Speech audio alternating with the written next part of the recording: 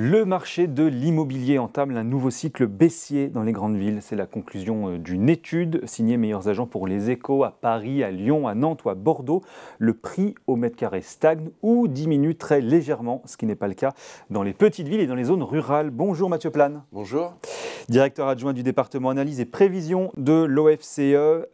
Alors qu'est-ce qu'elle dit cette étude et surtout est-ce qu'elle nous dit finalement en filigrane qu'on est en train d'assister un petit peu à un début de correction du marché de l'immobilier ? En tout cas, c'est ce qu'elle indique assez clairement. C'est-à-dire qu'on voit notamment dans les villes où le prix du mètre carré est le plus élevé, un début de retournement, ce qui n'est pas général à l'ensemble même des grandes villes.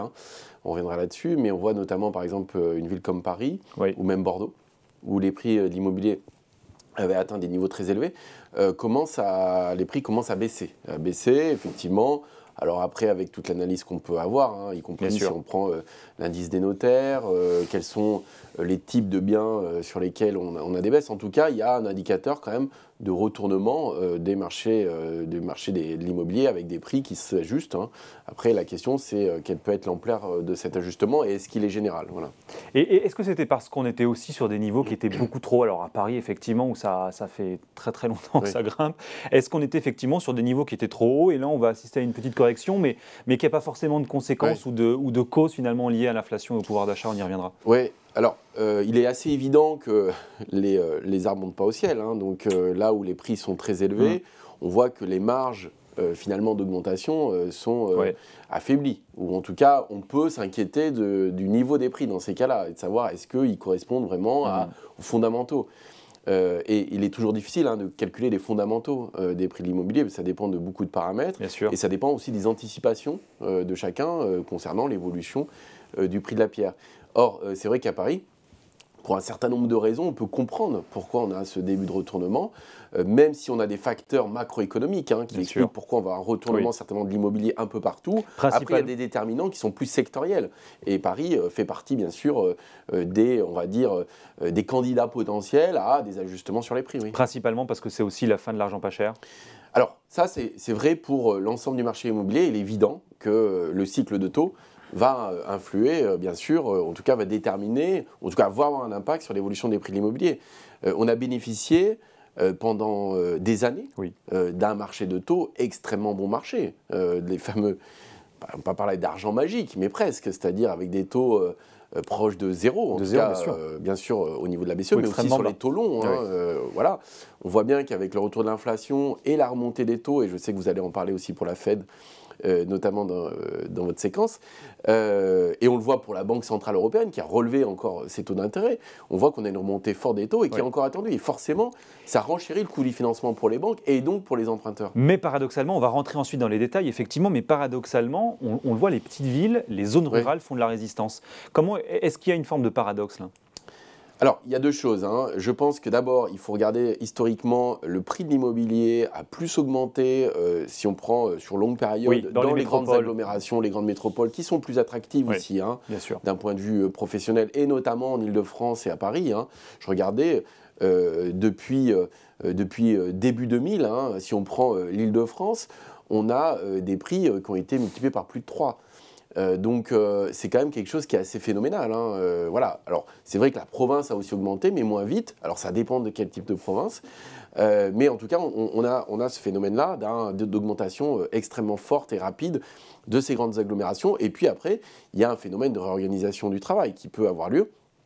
On voit que c'est des villes aussi qui sont extrêmement attractives d'un point de vue professionnel. À partir du moment où vous avez la possibilité de télétravailler et d'habiter dans un endroit qui n'est pas l'endroit où vous travaillez, ça remet aussi en question la question de l'attractivité, la localisation et de l'attractivité. Et donc aujourd'hui, j'allais dire, Paris ou l'Île-de-France est moins attractive qu'elle n'était il y a encore quelques mois. Quelques mois, et ça c'est effectivement un des effets du Covid. On va y revenir, mais alors vous le disiez, on peut imaginer plusieurs explications à cela. Est-ce que c'est d'abord le sujet numéro un, c'est le sujet économique et social? Est-ce que l'inflation est passée par là? Oui, alors je pense que d'abord les déterminants, ils sont macroéconomiques. C'est ça. Et c'est pour ça qu'on a un choc assez généralisé, qu'on retrouve dans notre pays d'ailleurs, assez clairement. Bien sûr, il y a la problématique de l'inflation qui est là, mais il y a aussi la réponse des banques centrales et donc la hausse des taux d'intérêt.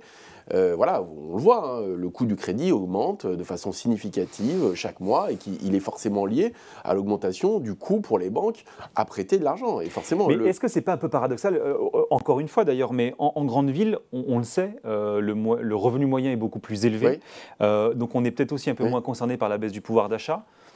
Bah, tout ça est en dynamique parce qu'il faut voir qu'effectivement, le niveau de vie est plus élevé dans ces grandes villes, mais ce qui permet d'emprunter aussi, c'est les dynamiques. Si ce niveau de vie ne continue pas à augmenter avec des conditions de prêt qui sont favorables, alors que le coût de la vie augmente, lui. Voilà, le coût de la vie augmente, forcément, ça va entamer le pouvoir d'achat. Alors on voit bien que toutes les catégories sociales ne sont pas concernées de la même façon. Effectivement, le périurbain ou les zones rurales sont plus concernées parce que le coût de l'énergie est plus important et du transport. Mais globalement, l'ensemble des ménages sont concernés et je pense que pour les grandes agglomérations, au-delà de la question du pouvoir d'achat, la question du refinancement et des taux devient très élevée. Et puis avec des ratios de crédit, c'est-à-dire qu'il faut quand même pouvoir respecter des échéances de remboursement qui ne représentent pas plus d'un tiers de vos revenus. Et donc ça met aussi des contraintes. Je pense que les banques aussi ont une forme de début de frilosité parce qu'on a une incertitude macroéconomique importante, y compris sur la croissance, y compris sur l'environnement international, sur le risque de faillite, du chômage, tout ça, fait qu'on peut avoir une forme de prudence, plus les taux d'usure qui ont joué aussi pendant un moment parce qu'ils n'étaient pas assez élevés, qui font qu'il y a des crédits qui ont été refusés. Je pense que tout ça peut jouer, y compris sur les anticipations des agents, et notamment des ménages qui vont acheter, en se disant, est-ce qu'aujourd'hui, en payant 10, 11 000 euros le mètre carré, par exemple, à Paris, est-ce que c'est le bon prix ?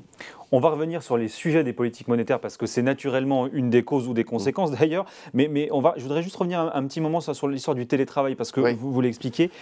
Naturellement, le sujet économique et social, mais aussi un sujet purement sociétal. Est-ce que là, on est en train finalement de découvrir, d'aborder un peu l'écume finalement de cette crise Covid, le télétravail ? Et est-ce que cette demande en foncier est moins forte dans les grandes agglos ? Elle se vérifie vraiment ?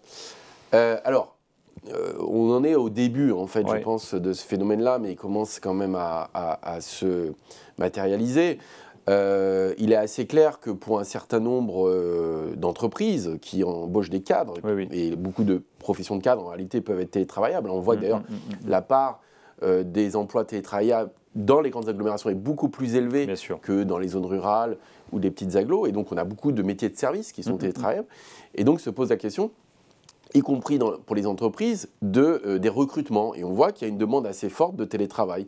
Mais est-ce que ça, c'est pas un épiphénomène ? Est-ce que ça se vérifie vraiment sur la demande en foncier ? Alors, pour le moment, c'est un peu tôt. C'est un peu tôt, mais on voit quand même des débuts de mouvement. Et c'est aussi ce qui peut expliquer pourquoi un certain nombre de villes plus petites bénéficient quelque part de la baisse des prix des grandes villes. C'est-à-dire qu'il y a une forme de report. On voit les différentiels de coût de la vie et de l'immobilier sont tellement importants que si effectivement vous avez la possibilité de vivre à moins de 2 heures, imaginons de Paris, et venir travailler 2 jours par semaine, vous réfléchissez à un nouveau mode de vie, surtout quand vous avez une famille, des enfants. Et donc, il y a cette nouvelle réflexion d'une part des salariés et des cadres, et effectivement, c'est une demande qui est assez forte de la part des cadres de ce côté-là, et puis des entreprises qui doivent, alors ça prendra peut-être plus de temps, mais sur le coût du foncier, parce que le foncier est très élevé dans ces grandes agglomérations, et donc si elles réduisent la taille de leurs entreprises en donnant plus de télétravail, ça pose aussi la question de leur localisation. Donc tous ces phénomènes-là conduisent à notamment une réflexion plus long terme sur le rôle de ces grandes agglomérations, la demande vraiment de vie ou pas des salariés à vivre dans ce type de grandes agglomérations. Et donc c'est une question qui est fondamentale parce qu'on